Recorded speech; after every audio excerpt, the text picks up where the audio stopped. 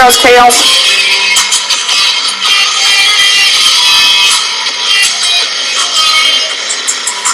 Dirt, dirt, dirt, dirt, dirt. I can do, and I'm not doing the PSP Dissidia because it's the same cloud as the PSP ones. Just chaos is no longer a threat in the PS4 version.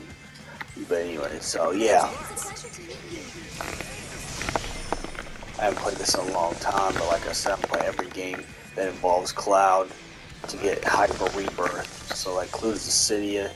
Gets his next right after this. I'll probably do that tomorrow.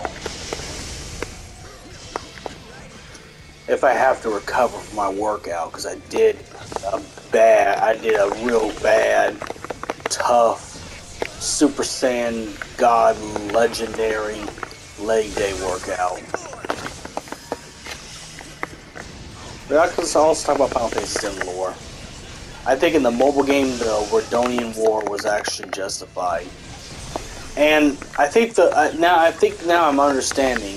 Since Sephiroth was really young during the Redonian War, which is in Midale, I assume it's in Midale. It's in the Midale area, so I think they took over Midale and that we got it back because Midale is probably one of the reactors, but the Redonians didn't like that.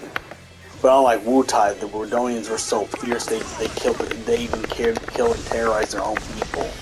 Because you gotta remember, they're based off rebel groups. If you know anything political, rebel groups are very dangerous people. They are not to be trifled with. They will terrorize their own people to get what they want.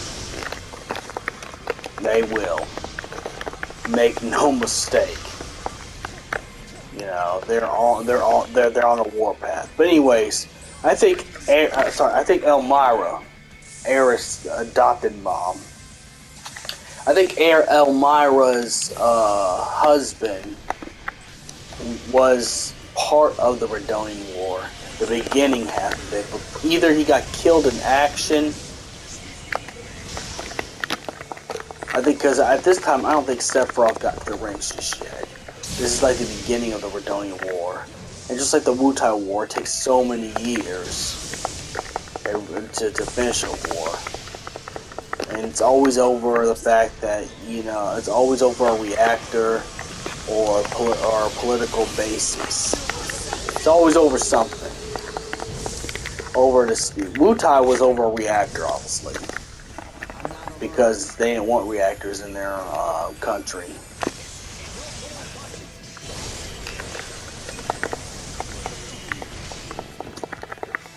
But yeah, the Redonians.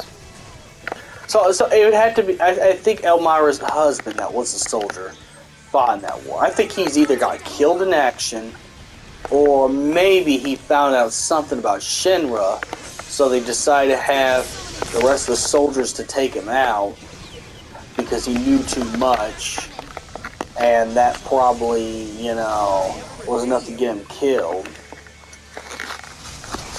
So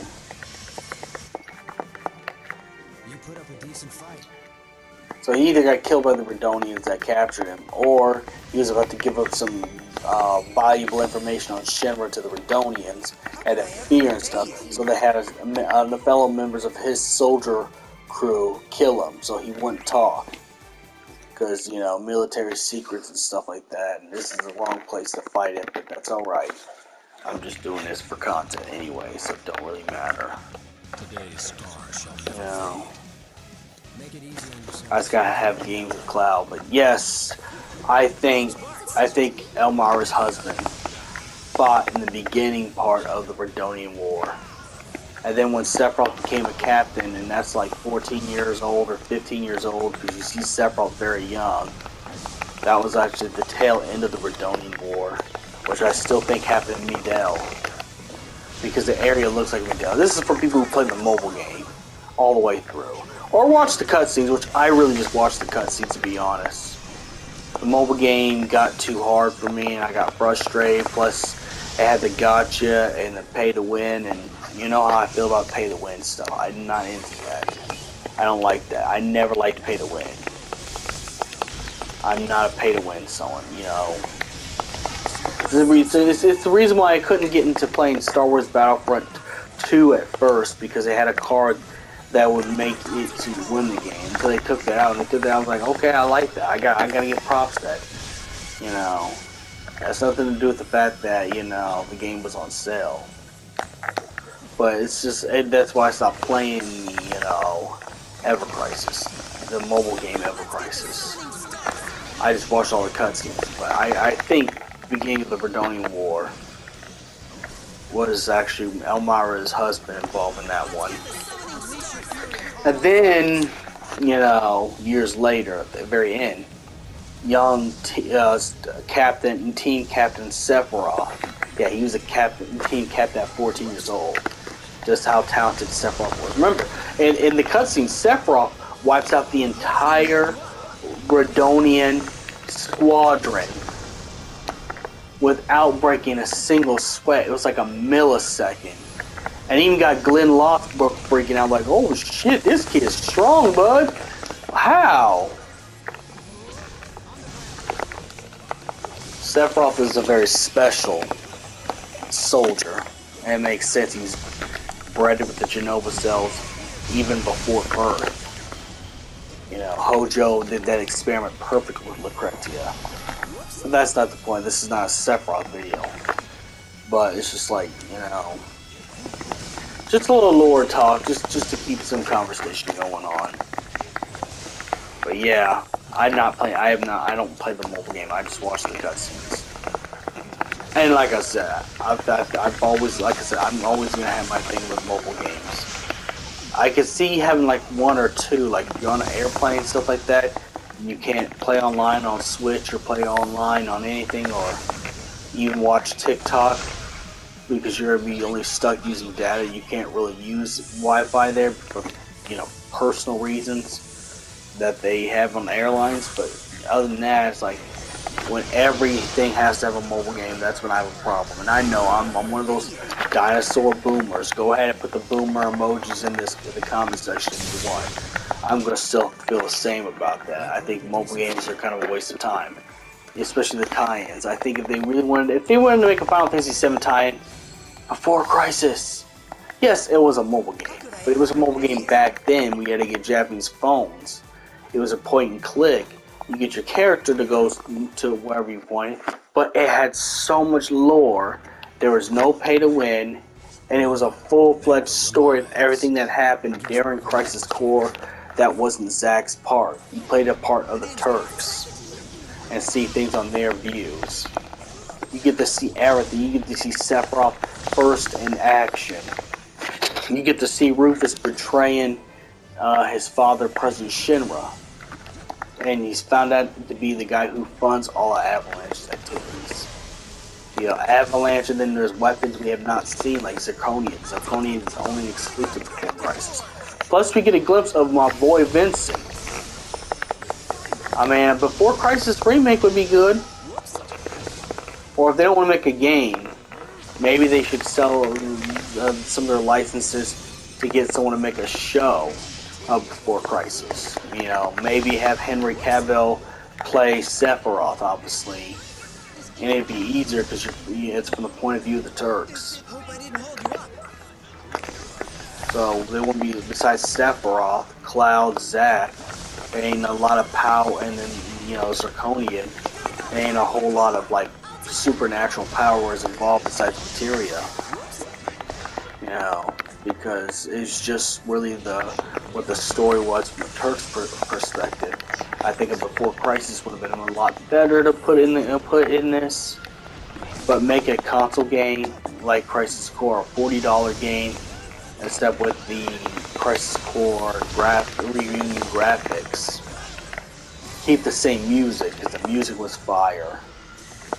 Keep the same scenarios. Instead of point and click, I'd probably make it, I'd say Dirge of Cerberus, but with Turks. But it won't be like a God of War Devil May Cry mania like Dirge of Cerberus was. It'd just be, I just have to say, like, I think Before Crisis would have been good if it was like a GoldenEye game, or it's GoldenEye gameplay, but you go through the story, and then you have 2 modes, third person and first person, because you play as the girl Turk, known as Shotgun. But I'm just saying, if you really wanted to do something, you know, a tie-in, that would have been a much better tie-in, in my opinion. As all the characters and what they did before Final Fantasy VII, it matched up with Crisis Core to Final Fantasy VII. You know, it did what it needed to do. Even it had characters from Dirge of Cerberus and anybody else before the game that they show up in. So that's just my thing about that. You know, it's like, I think personally that would have been a much better useful time, but instead of like the mobile game they come with. But then again, like I said, I just watched cutscenes, got it over with, got what I wanted, got the allure I wanted. There's channels I can actually watch that will break it down for me if I need to break it down. If I need someone to help me chew my food, I'll have someone help me chew my food. I ain't that senile yet where I need someone to help me chew my food. Close, but not all the way. I'm at the age where I probably would have been better off working out when I was younger, because now things are harder and I got back problems and I got heart problems. But not enough where I need someone to help me chew my food, but you get the point. It'd make lore easy to digest if it wasn't on a pay-to-win mobile game, that's all. So may the crystal be with you. The last video I'm going to upload tonight. And like I said, I'm not doing the PSP ones because this is the same platform the PSP games. I chose this outfit because I was supposed to do this story mode, but after you do the story mode battle, they get rid of the battles for good, so you can't go back and repeat the battles, and you can't record the story mode. So I just had Bart's on my team because that's who we had on his team in the story mode. And you had to have 3, so I chose Terra. So Final Fantasy 5, 6, and 7. There you go.